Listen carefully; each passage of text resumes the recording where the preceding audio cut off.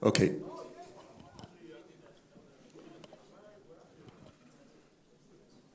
So we wait 2 more minutes and then we get started.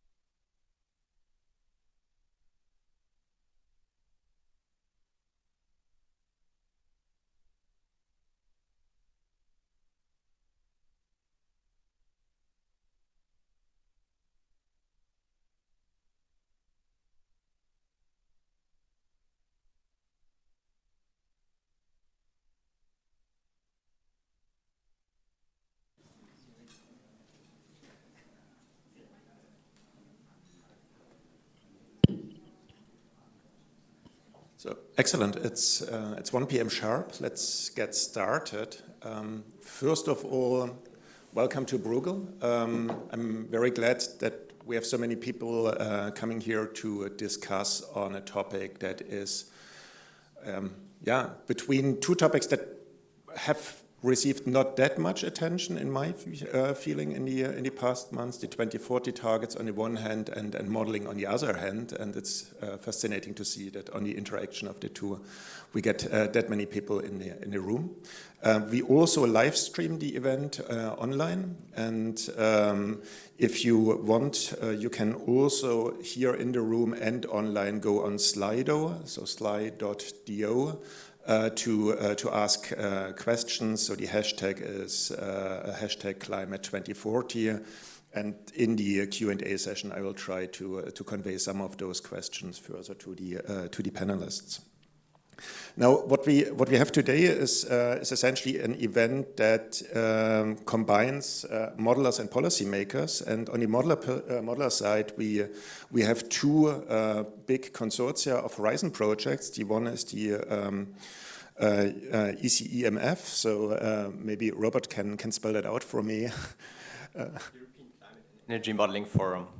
And the second one is the PRISMA model. I don't know whether anybody still knows what the acronym stands for, but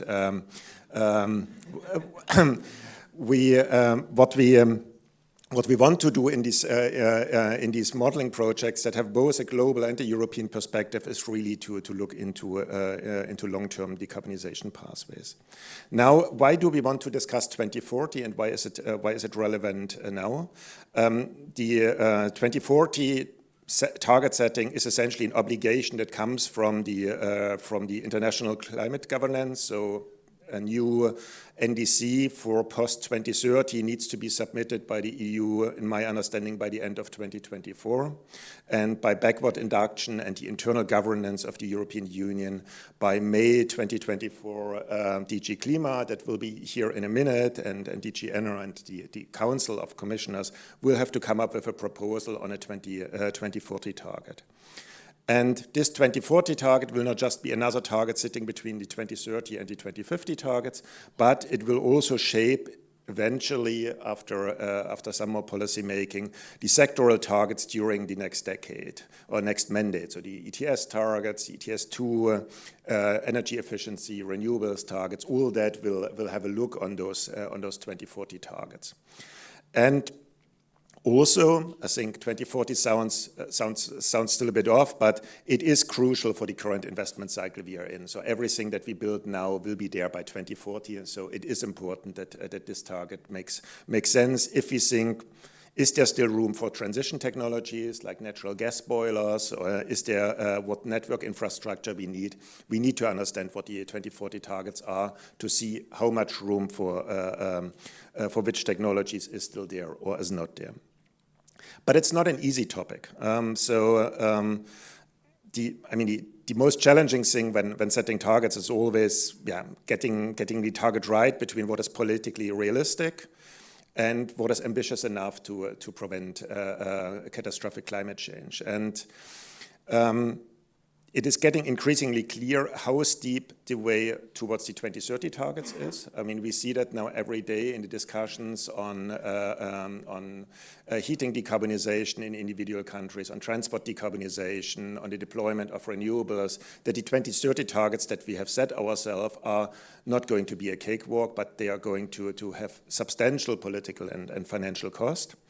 On the other hand, if you want to go to 2050 climate neutrality and 2030 is already ambitious, it's clear that 2040 targets need to be ambitious. And especially if one takes the view that the European Scientific Advisory Board on Climate Change took, which is that the European climate budget needs to be in line with some fairness criteria. So for the first time, Europe thinks in terms of climate budgets, so the amount of emissions that can be in total emitted. And they say that it might be something between 11 and 14 gigatons until the 2050, which is very little if you think that the first emission trading system allocations for 1 year were 2 gigatons alone. So you see how quickly these 11 to 14 gigatons would be used up. Second challenge with setting the targets is there are many criteria that you can kind of put out for setting targets. You can think about global fairness, so what is the budget, and you can put very different value judgments behind what fair is within Europe, but also between Europe and other parts of the world. There is a criteria of cost efficiency that has not featured at all, in my understanding, into what the Scientific Advisory Board did, but potentially some of the other modelers are looking much more closely into that. There's questions of intra-European fairness and, of course, international developments, because the targets are there to reach 1.5 degree targets, but that Europe cannot do on its own. And then setting the targets is not happening in a vacuum, but it's essentially it's a point estimate in a sense. You have a target for 2040, but there's also some flexibilities around that you have to take into account when setting the targets. There's the question of how much carbon capture and storage, carbon dioxide removal technologies we assume we want to have now and in the future. There's questions of how much international trade of mitigation options we are going to accept and see. So maybe Europe takes a very strong target, but then buys a lot of the mitigation from outside Europe. There's question of intertemporal shifting of emissions. So can we allow some overshoot and get back later? And yeah, there's also the question is, are the temperature targets set in stone, or is there some discussion on that coming back? And then the other challenge is on the modeling side. And here, I mean, the fascinating thing is this Scientific Advisory Board essentially came up, was a process that was really science-based, based on initially a lot of modeling runs. But then what I found somewhat surprising, but if you think about it, maybe not so surprising, is that very few models in the end were actually able to show the feasibility of such ambitious targets. So that from, I think, 1,000 or so models that went into the exercise, only a dozen or so essentially kind of were able to come up with the results that are now being discussed. And of course, we are going to have the usual discussions on assumptions of the modeling. So that is on getting the target setting right. And the other question, and that is then potentially more for the policymaker side, or even more for the policymaker side, is getting the messaging right. So when we have the targets, we might be happy with them, but it's going to be politically an extremely sensitive timing, because the targets will just be presented before the European elections, and we have seen that the discussions are now becoming more heated also on climate policy issues. And we need to generate wide consensus. And I think in that sense, it's very important that we have events such as this to kind of also spread the idea of what we are doing, what modeling is about, how those targets are derived, what kind of value judgments lie behind that, in order to be able to generate the wide consensus that is needed. Because the idea of targets is not that we do always new targets, but in a sense of virtue signaling without any action afterwards, but it needs to be acted upon. So my last point is, and I think for me the most crucial one, is that, I mean, if we lose credibility into the targets, we essentially lose the entire governance of the European Union's climate policy and also potentially the international climate policy. So kind of getting this balance right between having ambitious targets, but targets that are still credible is going to be an extremely difficult balancing act. And if we overdo it, if we go to a stage where our targets are not credible anymore, then the whole architecture behind that we set up over 20, 30 years is going to collapse. So we need to be really, really careful both on setting the targets and messaging them. Now, with this slightly too long introduction, I would like to open this session and first like to give the floor to Bas van Ruijven and his look on Europe's 2040 targets through the lens of integrated assessment models. And just last word on the program for today, for those who have not seen it on the internet. So we'll have 2 academic presentations on setting the targets, each 10-15 minutes. Then we have comments from the Commission, and then I'll open the floor to everybody to ask questions and for kind of getting the discussion going. Thank you, Bas. Okay, yeah, thanks, Georg. I hope I'm here. Oh yes, I'm definitely hearable. Yeah, so I want to talk about what the science that underlies the EU Scientific Advisory Board's advice, basically, on setting the 2040 target through the lens of integrated assessment modeling and global scenarios. And I want to stress, I'm not on the advisory board myself, but IASA, the place where I work, we did, and a lot of the European projects present here, developed science that was used for this assessment, and there's underlying report basically documenting the assessment itself for this advice. I'm not sure where to point to go to a next slide, so maybe someone should do something about it. I just keep clicking until we go to the next one. Or not, it doesn't help. But so behind the EU Advisory Board on Climate Change advice was to come up with this 2040 target that is rooted in considering the legal context, considering what are the limits to emissions reductions and current and short-term and long-term reductions, but also on what comes from the global set, and especially there's a whole value judged side on what is actually a fair share and what is equitable for Europe to do in the context of global emission reductions. Okay, and so as Georg alluded to, this from the integrated assessment community, this started with a very large set of scenarios of more than 1,000 scenarios, ones from an open call for evidence, and also some specific scenarios based on the Remind EU model.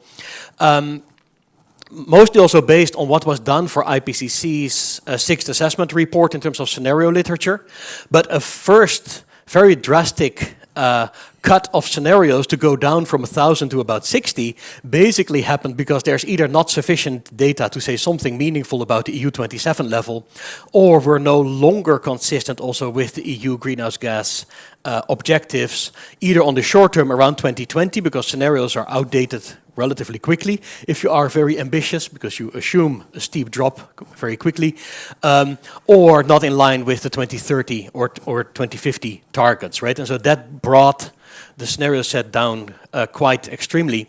A second filtering step looked at feasibility constraints and whether scenarios have very high levels of using primary biomass and rely on that source, rely very strongly on carbon capture and utilization, stronger than could be considered realistic on the same for hydrogen side, or on the social-cultural side have very deep levels of behavioral change that are also raising feasibility concerns.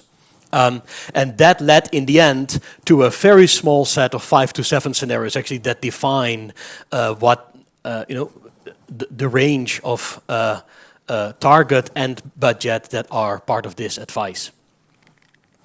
And so important in this advice, I think, is to keep in mind that there's 2 parts of setting the target. One is what reductions are you achieving in the year 2040, and that is the advice is 90 to 95% below 1990.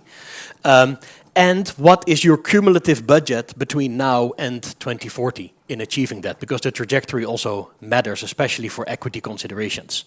And so there is in green, in this green, there's a relation between those two type targets. The further your reduction, the lower your budget basically is. And the green scenarios in this cloud of red dots basically are the ones that were considered in the advice.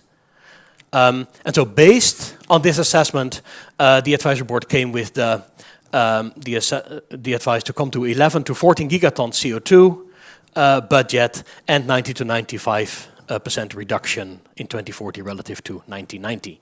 And that's based on considerations of fairness and feasibility. And I want to go deeper into those and the methods that underlie those, because that is what's being developed in some of the EU funded projects. So one here on the feasibility method and how to assess whether these targets are feasible. Maybe someone can tell me where exactly to point for this to work, but it seems very slow. Maybe first to take one step back on what is feasibility assessment and what would a scenario be to be considered feasible. So feasibility basically means it's the plausibility of the transformation that can take place, is considered realistic to happen on that time scale and in this geography within the EU. And either based on what has happened before in the past or what we know of other considerations. And you can evaluate the feasibility on the optional level and looking at individual technologies, like is the scale-up of solar realistic? Can we build that much on this time frame? Or you can look at the scenario as a whole on the systemic level and evaluate combinations of these of individual elements in scenarios within a stylized analysis. And the second approach is the approach that we've taken here in this analysis. This is based on science that was developed as part of the ENGAGE project, where we say there's along 5 dimensions basically that go into considering whether a scenario is feasible or not. So on the first hand, geophysical, do you exceed any of the potentials for energy sources that would be used in the future? On the economic side, GDP loss, carbon pricing, are those extreme impacts? On the technological side, the scale-up especially. Social-cultural, do we see very deep social-cultural changes that are considered deeper than what could be considered realistic? And on the institutional side especially, do we see mitigation happening in countries and jurisdictions that have very low institutional quality? And when this framework was applied in the IPCC 6th assessment report,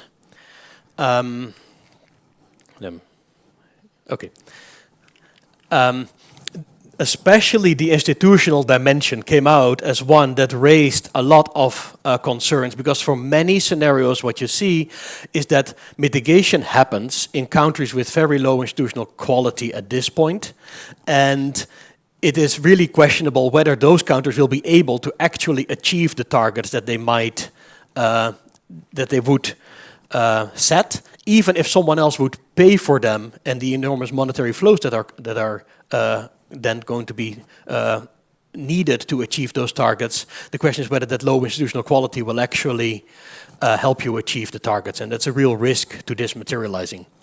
Now, after this had been used in the IPCC for the EU advisory board analysis, we basically dropped for the EU the institutional dimension, because the EU in itself is a high-functioning institutional region. But on many of the other dimensions, basically the indicative pathways, or a small set of this final 5-7 scenarios, was assessed on like where do you enter here a zone where you consider, where there's feasibility concerns raised. Right, and if you enter this yellow zone, basically it means that there's So the higher up on these graphs you are, the more ambitious you are. And if you enter the yellow zone, it's not that it cannot be done, but it really needs specific attention. And it hasn't been done before. We haven't seen it somewhere else, right? So on the first hand, the number of stranded assets in coal is definitely something that is there to consider, and it needs specific attention for these scenarios and targets to be achievable. The same with the demand reductions or the scaling up of hydrogen or carbon capture, utilization, and biomass. These are really aspects that need specific attention if you want to achieve these ambitious targets. Then the question in the global context is whether this is, what is a fair target for the EU? And here, a lot is rooted in the EU legal text, but you can start from the fairness, the principles of fairness, of how you define fairness. And there's 4 that we use here as a starting point. One is equality, basically saying every person in all regions gets the same carbon budget allocated from now on, from 2015 onwards to 2050, of the remaining budget not to exceed the 1.5 degrees.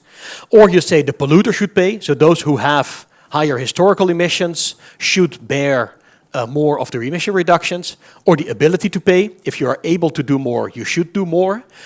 Or the beneficiary pays. If you have benefited a lot from benefits received from past carbon emissions, you should do more. Well, you can already, of course, see from these basic principles where the EU more or less sits in the balance of these fairness principles. But each of these can be translated to specific approaches of how to distribute the remaining budget, and to specific measurable characteristics of it being either how many people are living in the region, how do its population in the future, what are the needs of people, and what is the historic responsibility or capacity. And using that, we can quantify what the fair share of the EU would be. If you start from here in these different, so clusters of different measures, basically, right? Green, equality, everyone per capita an equal budget. In orange, a cluster of the polluter pays, and in purple, approaches to the ability to pay. See, if you start allocating a budget from 1990 onwards, we have basically exceeded our fair share of the EU. That is the dotted line here vertically already in the past 30 years. If you start counting the remaining budget from 2015 onwards, we still have some left on the more generous approaches to equity, but also if you are more stringent here, it's also something that basically we're running a negative budget in terms of fairness compared to other regions. So that brings us then to that range of all of the literature that has been assessed, and to define in the end that range of 90 to 95 reductions in 2040, given that where we are in 2020, where we want to be in 2030, it would be good if we could undershoot the target. That's what you see here in the literature range. And then be on, basically because of equity, be on the ambitious side of the 90 to 95% range, especially because, if I go to the next one, if it works, yes. If you look at the budget, how it's developed, so here on the right you see sort of, this budget goes from 0 to negative and to slightly positive.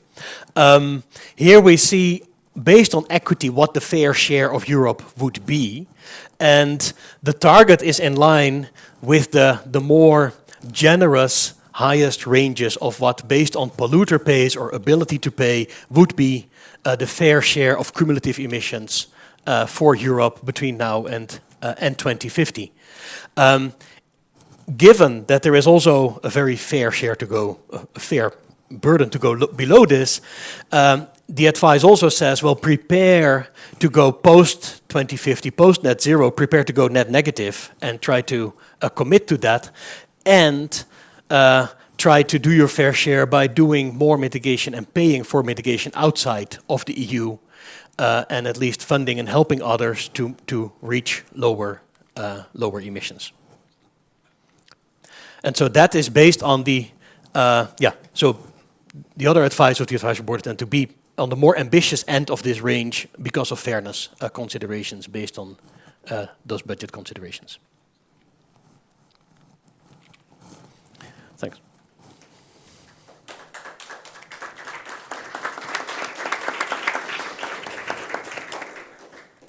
Yeah, thanks a lot, Bas. I think we'll directly move on with Robert.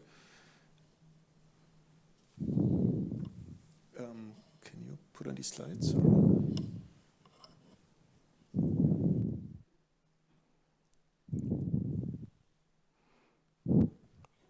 Sorry, that's a bit high. Yeah. There we are. So thanks a lot for this opportunity to present the work we did in the European Climate and Energy Modeling Forum that many teams were involved with. So first of all,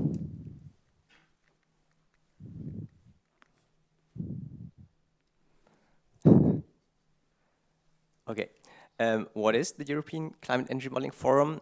It's a Horizon 2020 project that started 2.5 years ago, and the main objective is to provide a coherent evidence base and open tools for the modeling community and to advance the process of European and member state policymaking in order to achieve climate neutrality. What does this entail? So first of all, the aim is to try to consolidate the European modeling community to be an interface, strengthen the interface between the European modeling community and the policymakers. For example, with policy workshops where we try to get the most pressing research questions that we should address, and then outreach workshops like this year, and later dissemination workshops. We're also organizing, we organized the last 2022 European Climate Energy Modeling Platform, so the conference where the community comes together, hopefully soon again in Brussels. Last year and this year we were still doing it online, but hopefully next year the edition will be here again. So there is a good forum to bring policy and the modeling community together. The next one is happening very soon. So please join.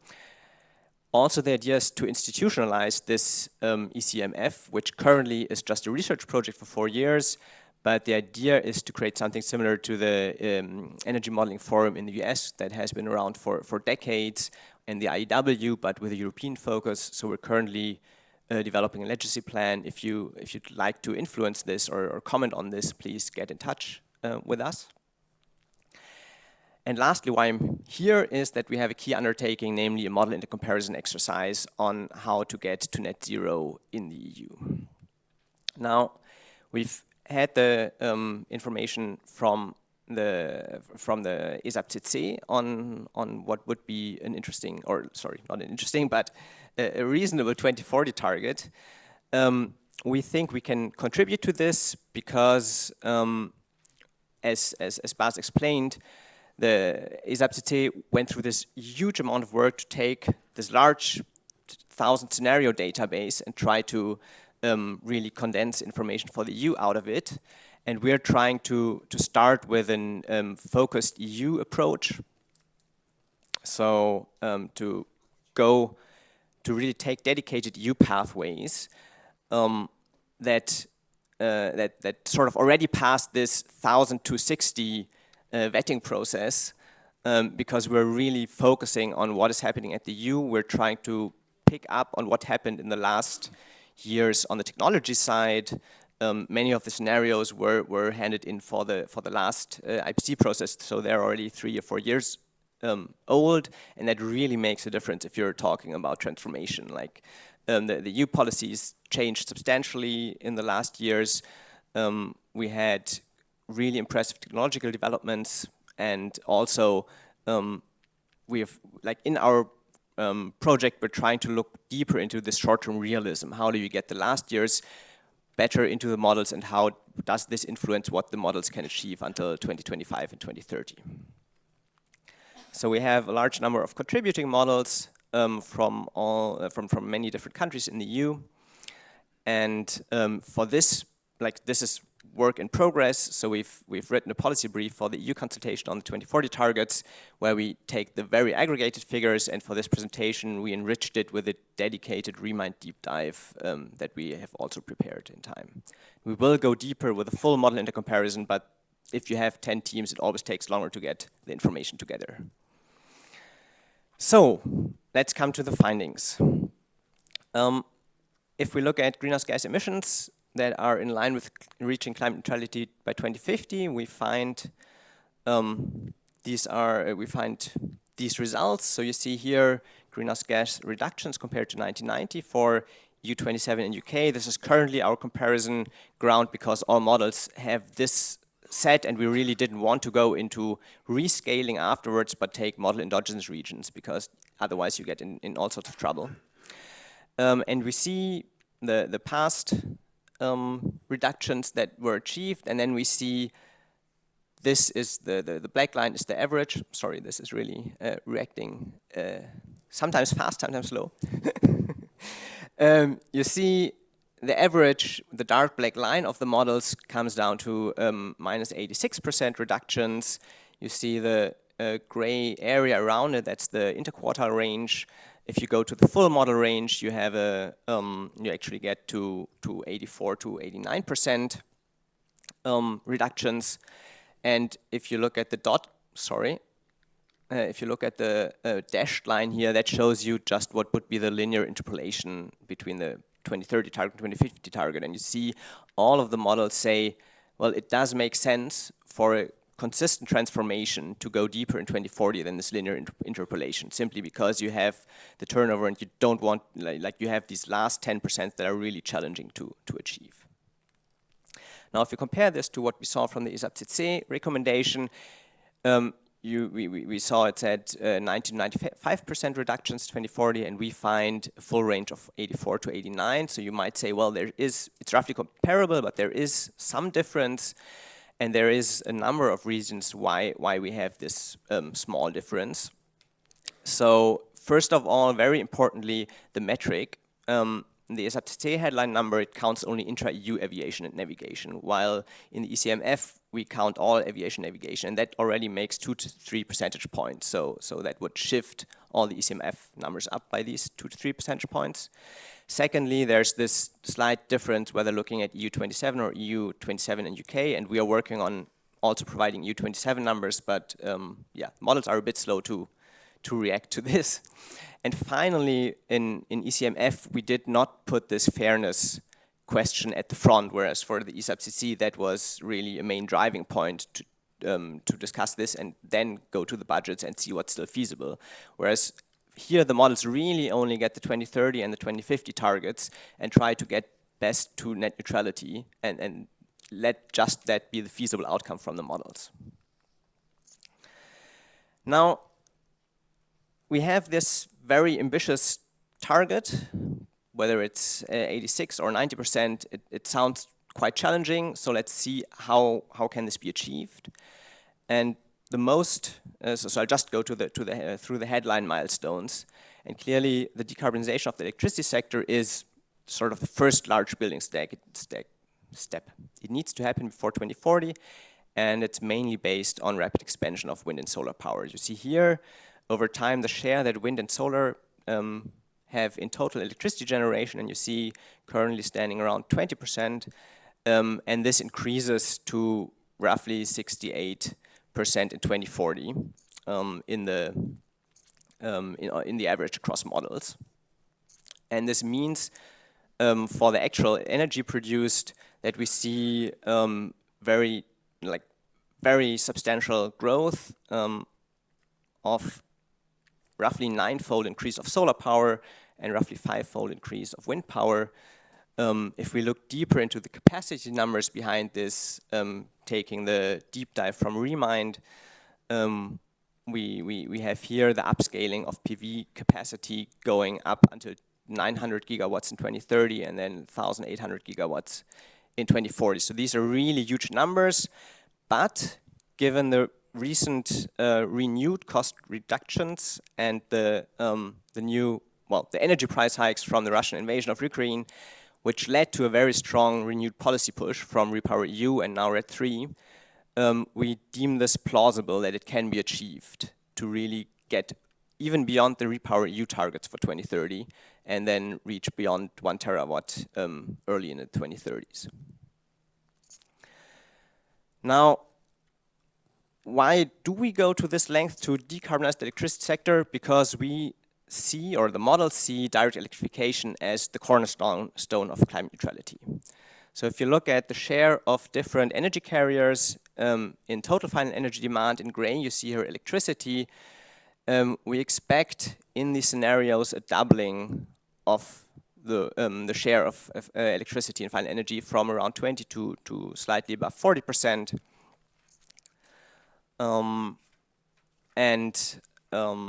Yeah, just for comparison, we also plotted here the hydrogen part, which will require huge upscaling, but although we assume strong efforts there, it still goes to roughly 16 megatons hydrogen in 2040, which would amount to about 3% of final energy use. So it's something we cannot forget about because we need it for certain sectors, but if you look at the size of the change in the transformation, clearly this 20% percentage points increase of electricity is a much larger undertaking than getting the hydrogen on the ground. Now, how does this come about? Well, if we look into the sectors, and here we're taking again Remind deep dive results, we look into sectoral transformations, we see, for example, for the transport sector, that with the EU legislation on the ICE sales phase out, as well as the AFIR regulation, we really expect a very deep electrification of passenger cars, buses, and trucks. A bit staggered between passenger cars and trucks, but still reaching very, very high levels of electrification. And similarly, on the building side, we see what has started in the last years, also under the influence of the gas price hike, that heat pump use will increase strongly, tripling by 2040, and thereby becoming the dominant heat supply in Europe. Now, if we go back to the full system, we also have to look at the negative emissions and capturing emissions, and we find in almost all of the models, so what I didn't say before, the gray lines here are like the outlier models, and then you have the interquartile range in the light gray. See that all models see CCS being scaled up at different speeds, but if you look on the average, we have about 300 megatons captured in 2040. That means really having reached industrial scale, full maturity of the technology. And it would represent a fourfold increase over 2030 targets that is proposed in the Net Zero Industry Act. And just thinking of getting to this fourfold increase within 10 years, given the relatively bad track record we have had in the past, this I think is one of the really challenging points we see here. But I think the next 5 years will tell us more about it. We have, just to give a different angle again on this, when looking at this overall target, we can decompose it into what's on the negative emission side, so the both land use change and bioenergy with carbon capture and storage, and then the residual fossil emissions, and just showing here that we expect the residual fossil emissions to reduce by roughly 80%, and then the rest being made up by these negative emissions. We follow in this study, we follow the lines that were in the long-term strategy that LULUCF negative emissions will increase, that we will be able to increase this over the next 30 years, given the pretty harsh news on forest burning and beetles really increasing forest dieback in the last years. This may have a question mark behind it, but I think that's really urgent research point for the next years. So for the final point, second to final point, just summarizing a bit how this breaks down to the sectors. This is again based on our Remind deep dive.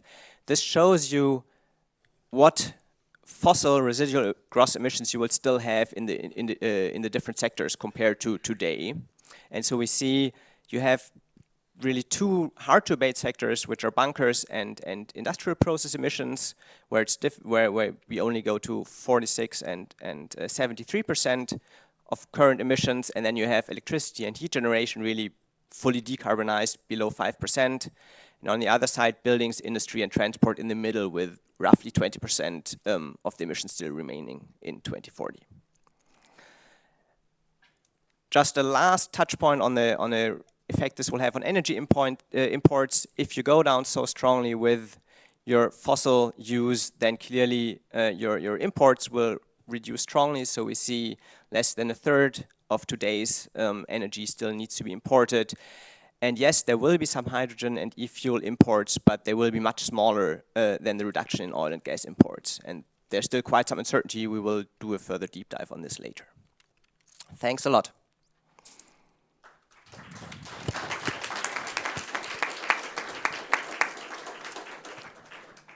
And thanks a lot, Robert. I would suggest the following. For technical questions, you can go to Slido, and probably some of the colleagues also from the modeling consortia can reply on this in written here. So the hashtag was climate 2040. So if you have kind of technical questions on the very, very rich presentations, then type them there, and the colleagues will hopefully have answers to that. I have one more policy questions on, you mainly presented REMIND results. Is that one of those models that has been that was filtered down, like Bas explained, one of those 7 or 8 models that was at the core, or is that a different scenario? Yes, that's one of those scenarios, and I would say like half or a bit more of the half was actually the full model into comparison only, like I marked on the bottom. So it's not mostly REMIND, but a few in between slides were details on REMIND that we'll also provide for the full modeling suite in the next months, but currently didn't have like the full variables from all models yet. Okay, and we will also put these slides online, that if you want to kind of have a look, and maybe we can also put the 3-page policy brief that you did online, so that people can look a bit deeper into that. Now, with that, I would like to pass the floor to Miguel, and my kind of guiding question in a sense is what you saw essentially sufficient for kind of setting 2040 targets in terms of analytical underpinning. What more would you need, and what essentially are you currently preparing here? No, thank you very much, Georg. And I mean, I'm here with also Vicky from DG Klima, I mean, with whom we are working very closely. I mean, when I got my job, a few years ago, one of the questions, or let's say one of the answers I gave to one of the questions was that we know very well where we want to be in 2050. We know where we are today, but obviously the key question that we're going to have in the next years is how to get there. Because not all the paths are the same in terms of cost, in terms of feasibility, in terms of distributional effects, in terms of impacts for the industry, and also in terms of, let's say, front-loading part of the effort. Now, in a sense, the modeling for 2030 or for 2050 is easier, because as I said, in 2050 we know what is the end point. In 2040, we need to define, what could be these intermediate points, and it is very complex. I mean, one aspect that is that we're paying a lot of attention jointly, with the colleagues in Klima, is the aspect of innovation. I think that this is key, that we are, very well attuned with what is, the pace of innovation and the potential for innovation. I mean, this is one of the greatest unknowns, but we are also suffering from other complexities like changes in national policies. I don't think, changes in EU policy, because we are bringing, and this is something we can be quite proud, a lot of certainty, but also what other regions in the world are doing. This has a great impact, on our level of emissions. I think one of, the second point I wanted to make is that we need to be very, very good, in terms of analyzing distributional effects and economic impacts. I mean, one possibility of the scenarios that we could come up with is to do the outsourcing of industrial production. But this might not be neither realistic from a political point of view, neither appealing, and it can also even be counterproductive because that could increase emissions in other parts of the world. I think one area where we are working, also closely with the colleagues in DG Clima and member states is the need to have better data. The better, let's say, at the end of the day, I mean, the models, are fed by data, and this needs to be very good. And these exercises, as we were saying with the 7 points, they are very, very, very, very, very complex. Now, we take on our side, my fourth point, after the one on data, we take on our side that we achieve the emissions in 2030. That is the plan of the EU. And, I want to ask the colleagues here if this is also their assumption. And finally, we will come up, with this work, as you were mentioning, Georg, on the 2040, but this cannot be, the end point of all of this work. I think it's the start of the work, because we will have to keep on, revising with the path, of the green transition, the numbers over time. And I give you one example. I saw from your presentations emphasis on the issue of the higher gas prices from, in the aftermath of Russia's aggression against Ukraine. We have seen that this has accelerated a lot the path of the green transition, but prices might go down. Not in the short term. That we know we need, new LNG capacity in other parts of the world for prices to go down. The market is still very, very tight and volatile, and we still have higher prices than in the past. But this, might change. So, all of this, I'm afraid I'm giving, more questions than answers. But this is a bit, where we are nowadays. Thank you.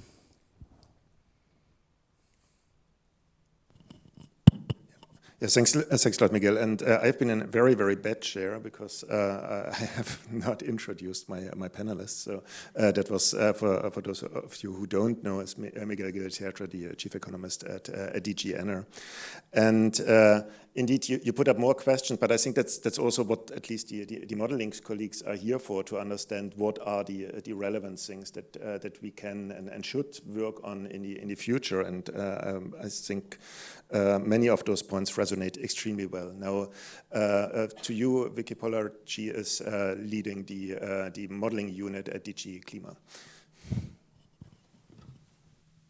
Thank you very much, and apologies for being a bit late. It's a bit of a busy time. So right now we're right in the middle of the assessment.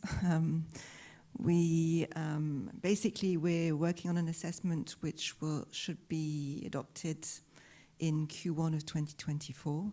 But of course it's assessment work which has been going on for a while now. And I think one of the key issues, as Miguel mentioned, is the assumptions we make about the rate of innovation, what that means for costs, what that means for what's feasible. Everything that's been presented is essential for our analysis. There's material which is finding itself into the impact assessment. There's material which will be very important for what happens after the assessment of the 2040 target is out there. The science base is obviously very, very important. We work on the basis of what was in the AR6, the IPCC, the latest report of the IPCC, but also we have the advice of the European Scientific Advisory Board on Climate Change, which is a very important input on the European climate law. And it's important also to see what all those scenarios which were taken into account for the Scientific Advisory Board's advice mean, but then also the broader range and how the different ways that these can be looked at.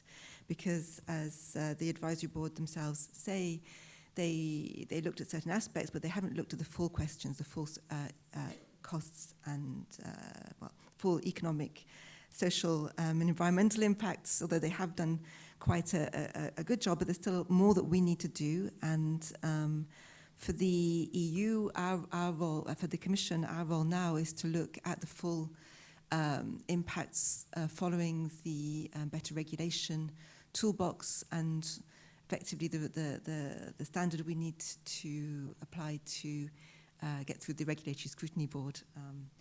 That's essential. And so we will look both at the issues of ambition, fairness, of course, and feasibility, as Miguel has set out. In terms of, I think the message this morning from our president was what's really important on the European Green Deal is we stay the course.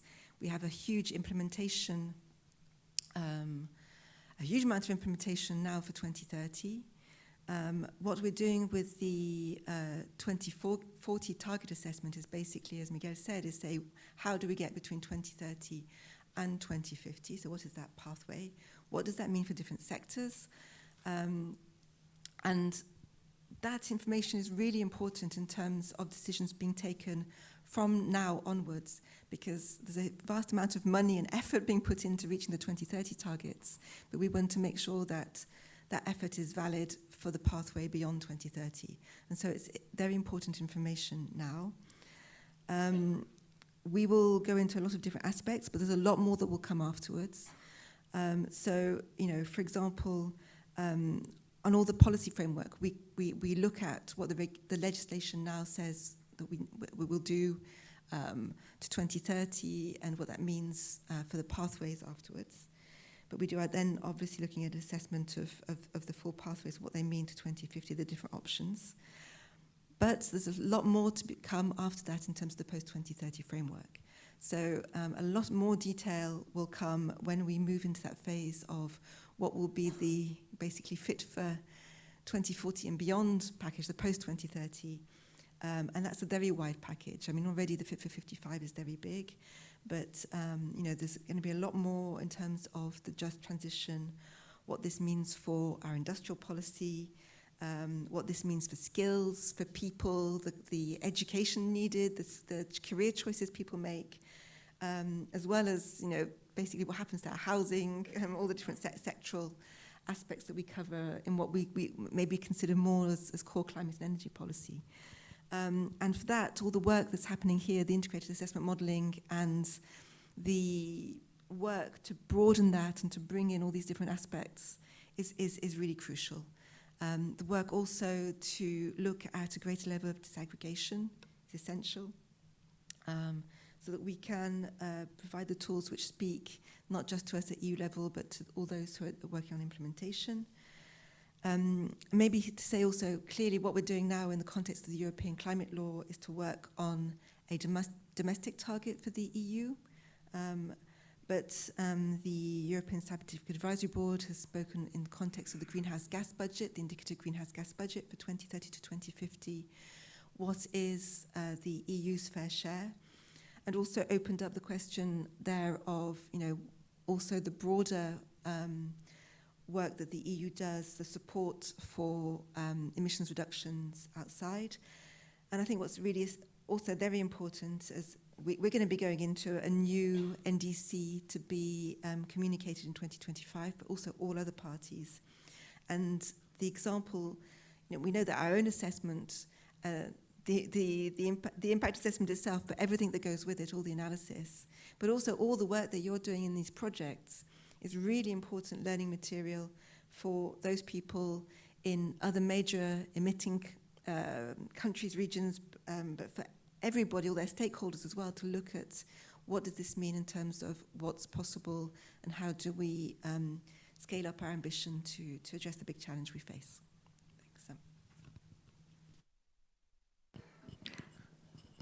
Yes, thanks a lot, Vicky. I would like then to give the floor back to the two speakers to respond maybe to some of the questions that have been raised and issues. I would have one question, and that is on how Robert, you mentioned that if we take a linear decline, we're like at 79% now.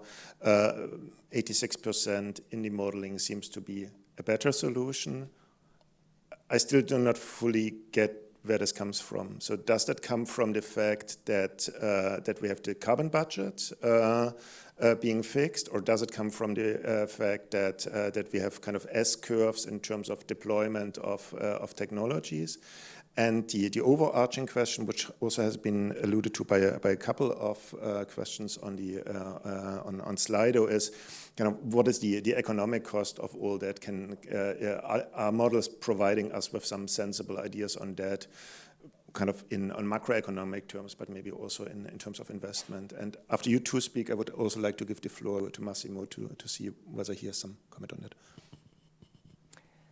Okay, I'll take up the last point.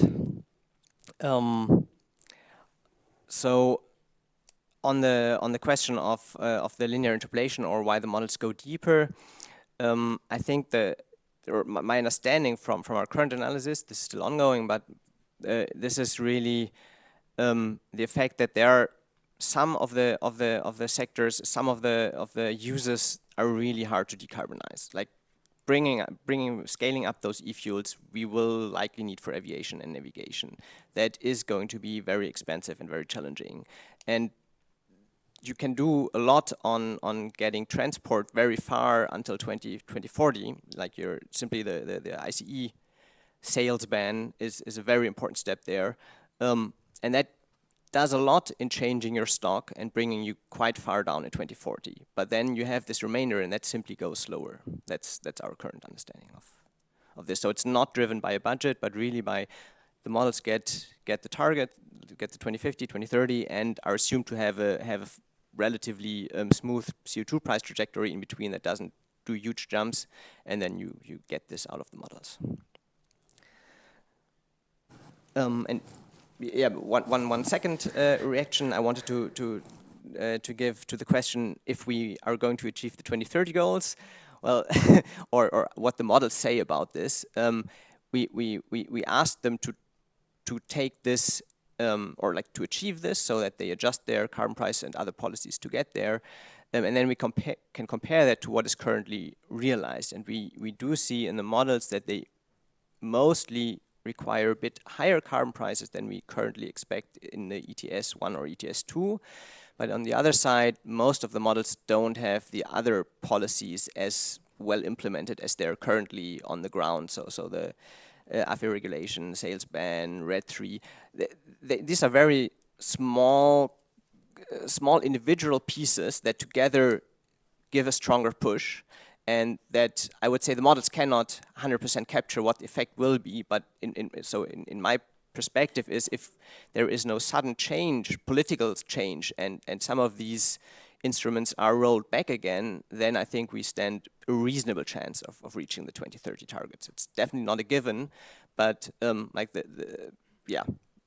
if you look into the different sectors, the last years have brought us quite some turnaround and awareness of how fast the transition has to be, and that it's actually happening, and that the investments into heat pump factories, battery factories, electric vehicle factories, green steel, and so on are currently happening, and that gives me some optimism on this side. Yeah, maybe to add on the trajectory question, it's indeed, if you think of it in combination of a year target and your cumulative emissions,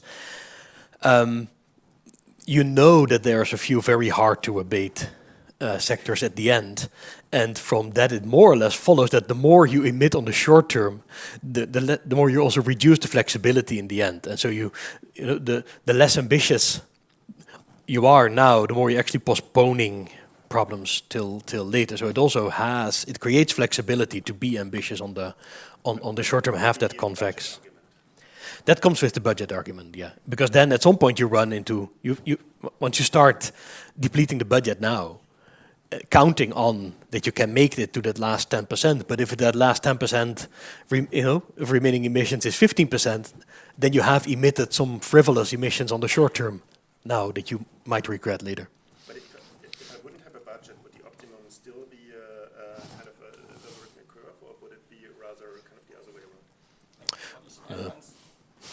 we saw the same curve. So there we didn't go with budget, but for the, Yeah, then I see here some questions around the fairness argument, and I think this is there's two arguments I think of why you want to, why I can follow the EU advisory board advice to be ambitious in that target, and one is that if you see that from fairness perspective, basically this target or budget that we allocate to the EU is already sort of on the high side. From a fairness perspective, you could go way lower. If you are going on in negotiations to find other solutions and to find and to do reductions in other countries and pay for those, account those to our to the EU, you do at least want to be in a situation where you are morally strong and doing everything you can yourself, and not have sort of a lazy target for your own country. You say, oh, the rest we do somewhere else.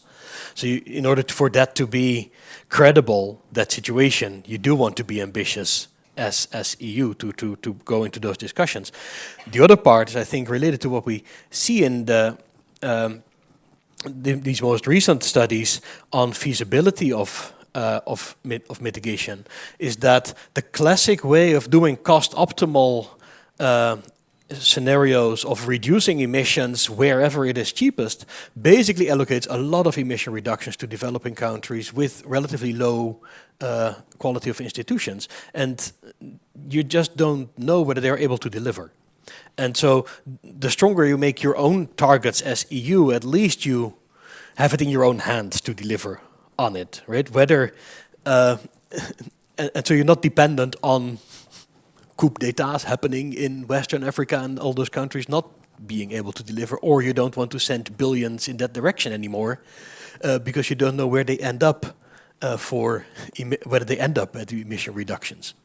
And so that is I think those are two important arguments. I think on the data side, I think this is really a crucial part where we need to make incredible developments over the short quickly with the modeling, and also in how we learn and take up the latest state of data and policy targets, because we are really now in a phase where we are really modeling for numbers and for actually number advice, and much less for insights as it was initially in the past, and really reworking our workflows to. It's an enormous investment that we basically need as community to be able to pick up the most recent data and be really continuously on the verge of where the real world sits. Massimo, can I quickly introduce you? Max is leader of the Prisma project and from CMCC. Yeah, thanks. And great to see so many people interested in this topic. I think it shows very well how analytical tools and tools developed more by academic or practitioner communities can be actually used up for policy. Not just the global level, such as an IPCC, but when it comes to 2040 targets, I think this advisory board document is very clear, it's very transparent, it provides a lot of science information to the policy. And I think what has been presented so far has really shown the enormous capacity to influence policy at the level that we thought even a few years ago would not be possible. It would be more just illustrative or a very high level of abstraction. We're talking about our country, our region here, and not far distant future. But there's one point maybe where this interaction between the science and the policy needs to go in circle. And for me, for example, it is about the economics of 2040, since you were describing that. If you read the advisory board document, it's very, very neutral. Essentially, there's almost no information about the economics. It refers back to IPCC and the economics of global decarbonization. IPCC has done quite good work in that respect, but it doesn't talk about regions. That's also one of the key characteristics of IPCC, is mostly more global view than more national views. And so we are left with that element. What are the economic and political costs? I mean, what kind of sectorial reallocation are we going to see? Which are the questions that, hearing from the DGs, are the questions, of course, of high relevance. So I think more needs to be done on that. I think there's the capacity to do that.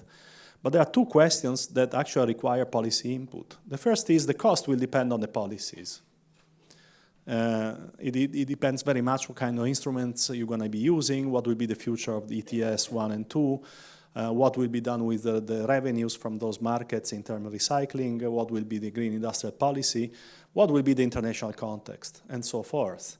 So it is driven by external factor, endogenous factor within Europe. So this distinction of giving this kind of science advice and then going to the Commission and coming up later on with policy provisions or based on the ones that we have, suggests that actually we should have a kind of a virtuous circle where this maybe goes back and again this is revised and rediscussed, because those policy provisions will determine the cost, I think, to a very large degree. And the second point is, this is all based, of course, on the idea that we take for granted, and I really do hope that it's going to happen, that 2030 is happening at the pace, or even slightly more than the pace that we should be heading towards as legislated already. If we see hiccups because of political implementation, some small delays, or if we're going faster, depending on which direction we're going, because as we've seen, the Ukraine crisis has also pushed very fast in certain areas, maybe in other areas we're a bit slower, that will also need to be taken into account in these assessments. And that will determine to a large extent what will be the cost and the politics of getting to the 2040 target. So just because we were talking about bridging, modeling, and policy, keeping those separate and just providing boundary conditions and let the policy decide without taking into account the policy framing and the ongoing situations and development is just not simply enough. It's just a starting point, maybe a conversation to be continued in the next few years.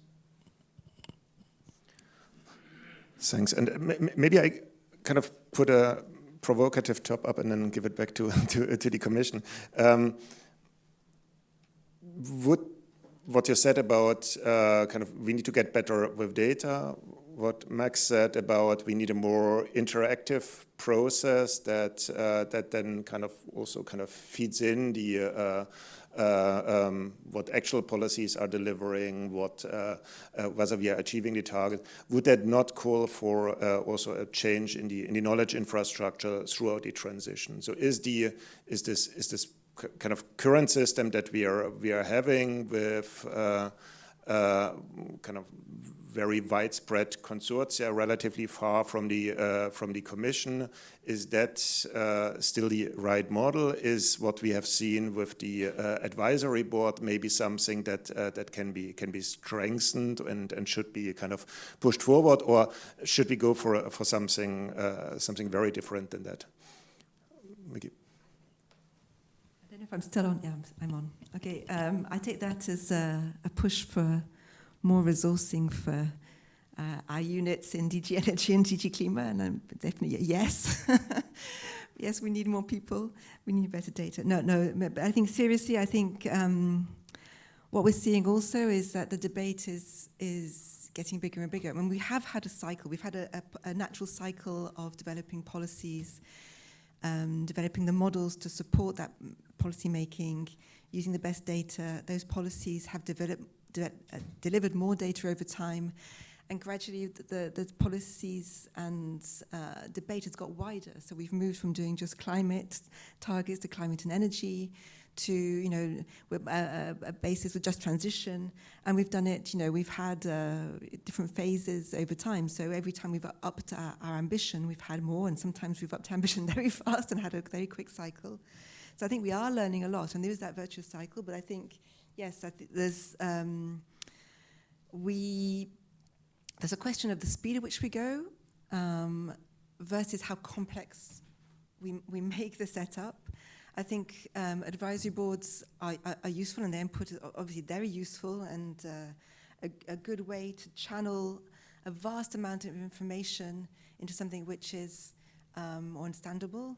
Although I think for many of our stakeholders, even the advisory board's report, even if they very well written, is probably quite complex. People have a lot of questions about what it is actually saying, because unless you have the sort of climate policy mindset, it might actually be a little bit difficult to follow unless you read it several times over. So yes, I think there is room to improve always. How we do so and keep things more manageable. I think it's also we're bringing far more people into the debate, and that's really helpful. you know, there's, maybe we're not necessarily talk about CBAM, but I mean, actually the CBAM debate has actually brought a huge number of other ministries and other people into the debate about carbon pricing and climate policies more generally. And that's good in the sense that it should be doing what it's really aimed to do, is to make sure that other people are doing what they need to do. So on data and how we get it, I mean, I think we're getting obviously more satellite data, more geographic data, we're getting better at the inventories, we're getting, you know, but I think there's a lot more that needs to be, and I don't know how you get there. You know, we are just doing projections about the future, and I think it's also important to have a conversation. So hopefully, you know, we engage people in a more informed discussion to bring people along with the debate, but we can't, you know, we have to keep it also at a level which is people can engage in. And so maybe new technologies will help, but I can't say that I'm the person to talk about that. Thanks. I agree very much with what Vicky is saying, obviously. I mean, I think that we have gotten much better. I mean, we have now a track record on the use of these models and the engagement with policymakers and with senior politicians, and there is a better understanding and acknowledgement of their role, and I think that this is bringing, let's say, momentum, you know, to the work that we are doing. At the same time, I agree we need more resources. That is obvious. So I mean, this is very much welcome, because the complexity, as we have discussed minutes ago, it's huge. Now, the fact that there are other people doing this work, I cannot see it, you know, but beneficial in the sense that we are in a community, you know, and we know who is doing this type of work, but it also allows us, you know, to compare results, to see areas where we would need ourselves to get better, where, you know, some assumptions might have to be revised. I mean, all of this is part of the conversation that Vicky was alluding to, that, in my opinion, is extremely important. We have a lot of eyes on the work that we are doing ourselves, but the more eyes, you know, we have on this work, and, you know, the more others develop their work, I think that this, you know, the better the results are.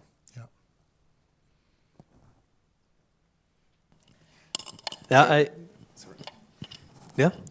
would have some thoughts on the question that you posed, but at the beginning, from kind of, we have been doing modeling for insights in the past, and now it's more modeling for numbers. And does that require different infrastructures? Maybe to put it back to you.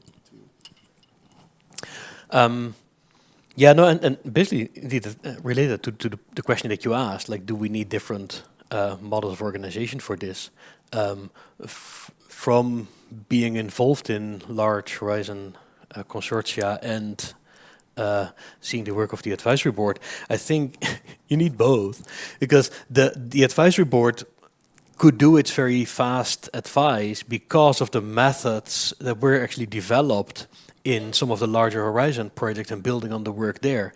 And so that meant that you could have a relatively quick assessment and methodologically sound scientific work. Whereas if you're, but also at the same time for the horizon consortia, actually to respond to an immediate policy question is always a bit of a struggle as well. We've seen that around COVID. We have examples in the past where there's like an immediate policy question, but the work program is, you know, discussed with another department here.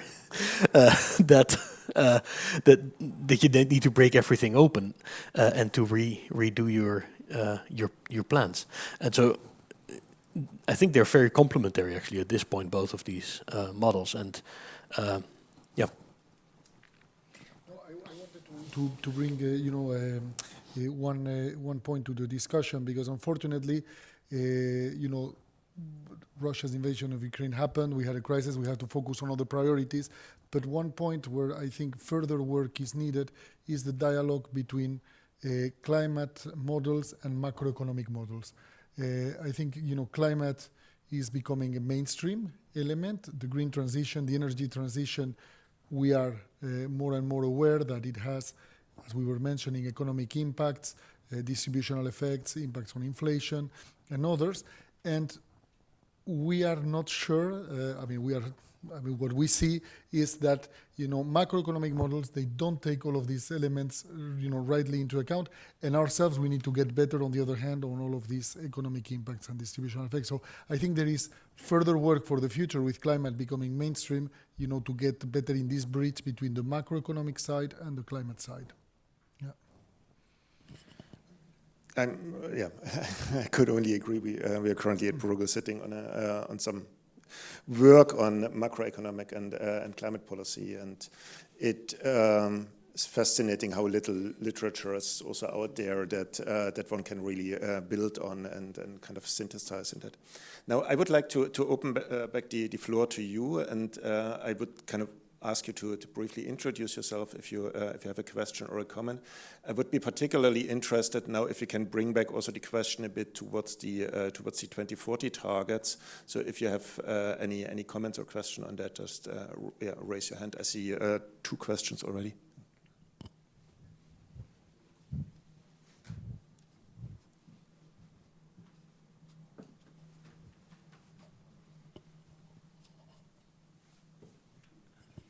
Thank you. Thanks for the interesting discussions. I'm Thomas Sterk at the National Bank of Belgium.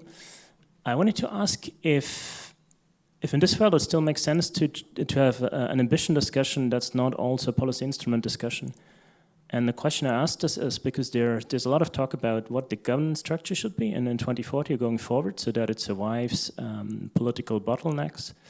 And one of the things that people have floated is that as ETS1 gets to 0 new allowances, the question of emissions reductions, especially in industry, is going to be dependent on carbon removals.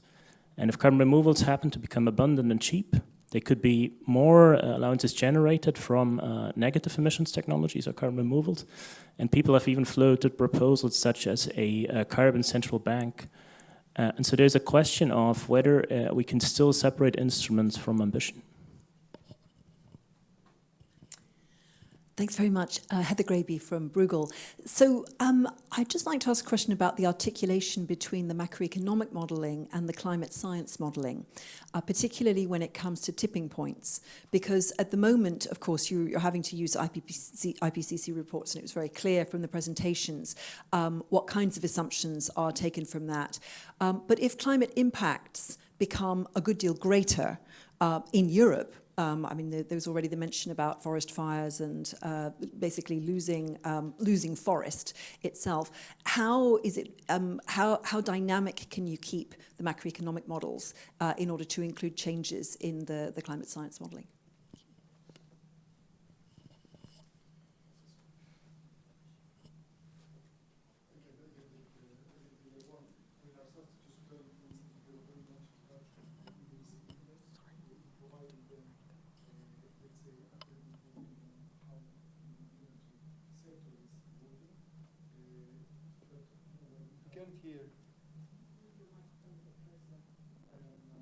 As close as I get, I think it was a question of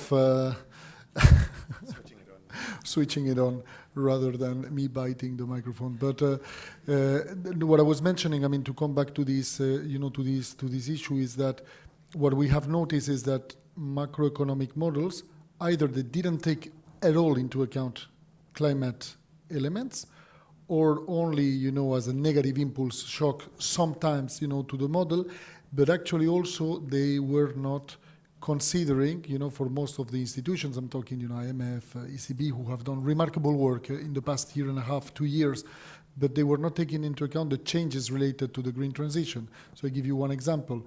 They were considering energy prices on the basis of oil prices, which, in the 70s, 80s might make sense.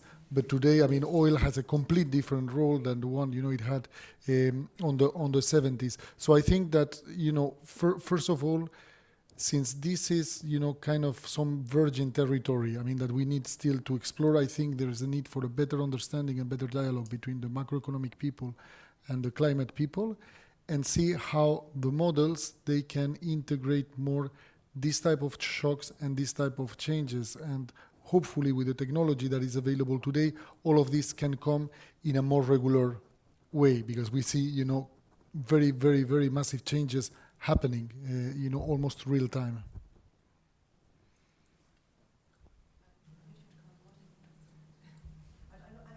On the modelling, I'm going to answer on Thomas's question on ambition first, policy later, or do you bring the two together?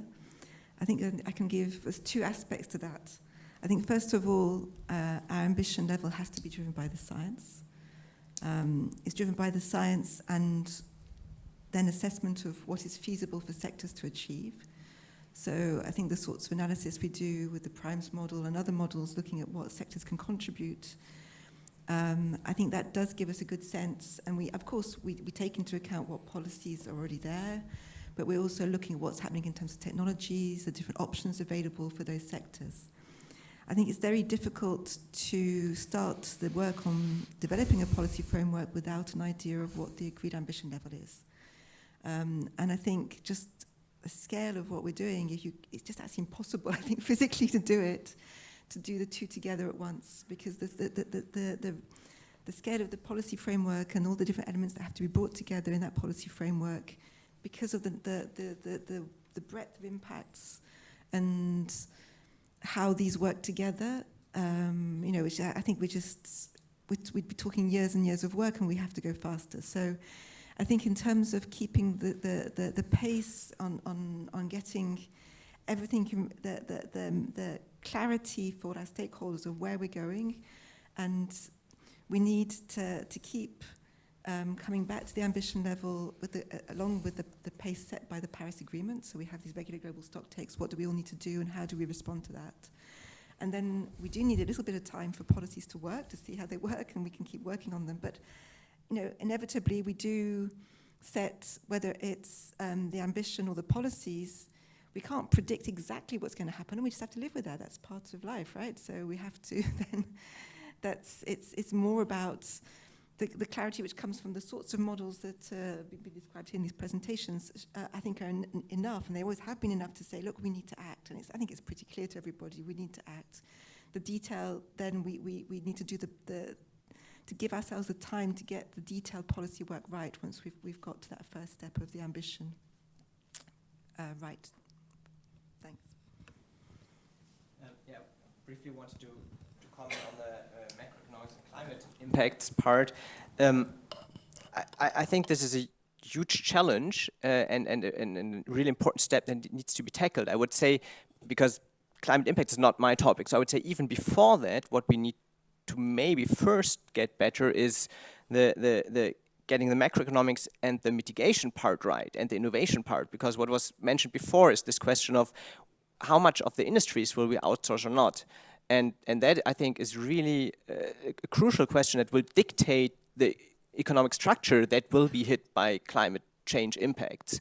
And this is really something that is, I mean, there have been discussions about this, and I do have a very strong German perspective because that's the policy sphere I live in. But there really, it seems we went from let's stick with our internal combustion engines and not sure if electric vehicles will ever come directly into the world. We missed out on electric vehicles, and now the Chinese will destroy our car industry. And if we don't get a better handle on understanding these changes and that there is no baseline where we just live on as we lived before, but that we live in this changing world and we need to be active in that and actually get to the innovation points, that is the first step. And then very important to get the impacts as well in, but even the first step is still strongly missing and very needed for the next 2 years, I think. There was a question in the back of the room, and I would have a question more on the kind of methodological side. I mean, we have been talking about all the different nice elements that we would like to see: member states, more granularity, innovation, macroeconomics.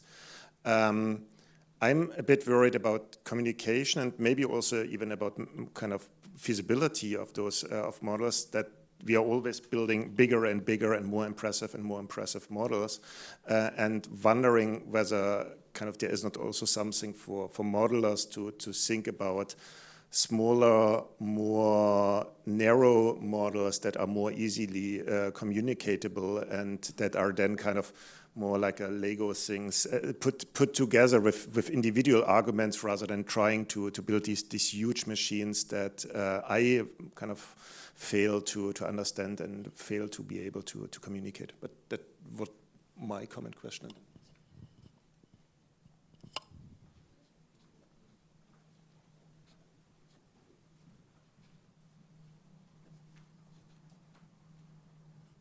Thank you, and good morning to everyone. I'm Fleury Gonsolin from CEFIC, representing the European chemical sector. We know that some sectors will have to move more quickly than the average to make the average work. So isn't it very urgent to identify, beyond the power sector, which I think was mentioned today, which are the sectors that need to move first, and you already have an idea about that? How do you see industry in that context? And if I may add one more question, do you think that beyond 2030, the differentiation between ETS and non-ETS sectors is still relevant and applicable, let's say? Thank you.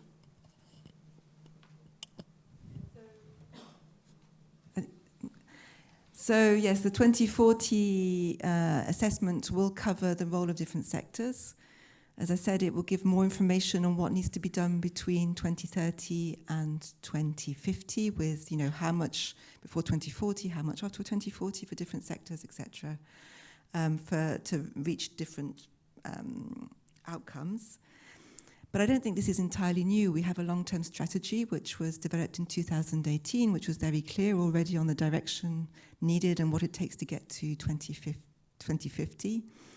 The sectors identified there are pretty clear, and I think there's a lot of information already there. So I think it's not, don't expect the 2040 assessment to be a revolution in how the world works. It's just giving you a bit more information on who needs to do what at what stage and what the different implications are of doing things earlier or later. But it's clear all sectors need to act. We need to be at climate neutrality in 2050, and so I think for the message for all of us is that the sooner we act, the better. And yes, I think that's we'll just add a little bit more certainty, I think, in terms of for the investment decisions you're taking now that are coming up in the future. What exactly does that mean in terms of the shape of that pathway? And that is going to come in the first quarter of 2024. We're working very hard on it and make sure we do a good job and get a robust assessment that gives you the elements that you need. Thanks. Yeah, basically your question on complexity versus simple, I think is also to some extent immediately answered by the second question then. That there is sort of a constant need for more detail. Every time you present an insight, people are, and what about this, basically? What about this sector? What about exactly that? And so there's this drive to be more and more detailed and more complex, and it basically becomes a communication challenge on the one hand to have very complex models. On the other hand, if you do a very simple model analysis, which are still definitely also out there, you also have to find a way to really communicate like this is one insight on one part, right? There's many other feedback loops and aspects that are not taken into account and be happy with that as a result, right? Accept that limitation as well. And I think we need both. On ETS versus non-ETS in the long term, I think from the systematic approach, the distinguishing like the big industry sectors that basically have one economic playing field in all of Europe versus the individuals making their individual choices outside of the ETS for their own transport and buildings choices, sort of is something that conceptually still makes sense until you have a complete change in business models where basically the responsibility for emissions on the end user side from individual vehicles or individual buildings actually get transferred to those providing the fossil fuels to do something about that. Then you come up with completely different business models where it's not up to the individual to actually make its change, but really help the individuals make better choices in terms of sharing vehicles, sharing transport options, doing deep renovations that are not only on the individual to go then on the ETS market, but if there is a business model in between and that works, then it would totally make sense to actually bring everything under the ETS to me.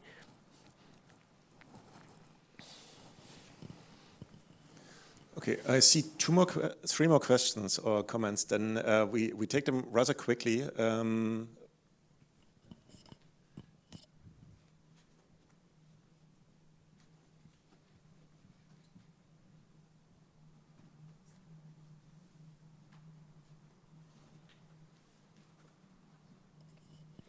Thank you. My name's Charlie Wilson from the University of Oxford.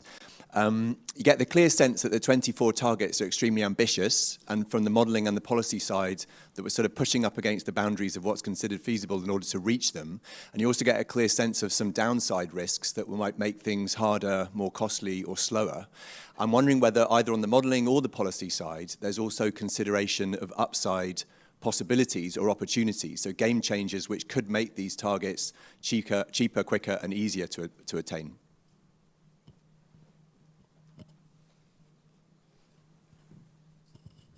Yes, Philippe Tulkens from the European Commission, DG Research. I will not put my colleagues on the spot. My question is for the researchers. What are the lessons on modeling that you take from the former exercise for 2020, for 2030, for the upgrade of the 2030 targets that could apply to this exercise? What is the really lessons that you take and that you integrate from past exercises? On cost, on assumptions, on anything you think that introduce maybe a bias in the modeling?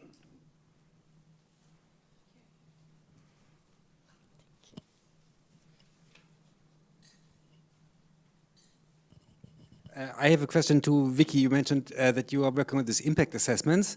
One observation that we have from the modeling is that like a lot of the mitigation options get a lot more cheaper than we thought 5 years ago, like electric mobility, like power sector decarbonization. At the same time, we have to move to like the last segment of 10 or 20% super expensive mitigation options, which means that your average cost of mitigation might be quite cheap, but your marginal costs are super high. And then if you do like, how do you deal with that in an impact assessment? Because it will depend a lot on the policies that you have to kind of address the cheap versus the super expensive options. So I think that's really unresolved, and I don't fully understand how that can be adequately addressed in macro impact assessments before you know the policy instruments that you choose.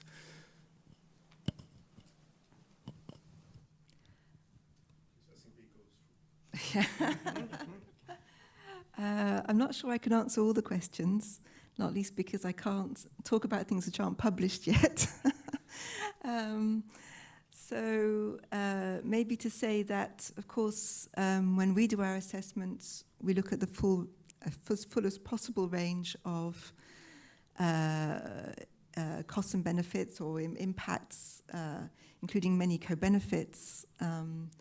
We look also at the costs of inaction, and we're trying to get a lot better at assessing the cost of inaction.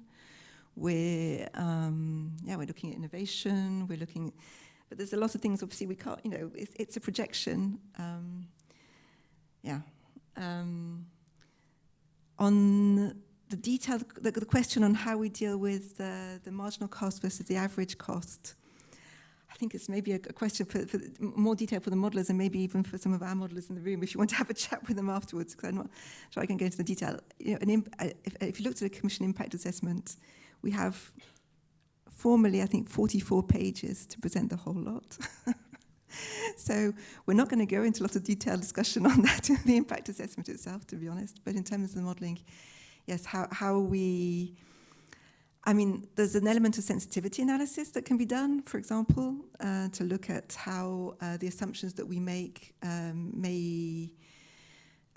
different assumptions might impact the results. But of course, beyond what's modelled, there's a limit to how much we can do. But yes, I take your point. I think what you're saying to us is it's not all about the costs, and it's not all just about the marginal cost.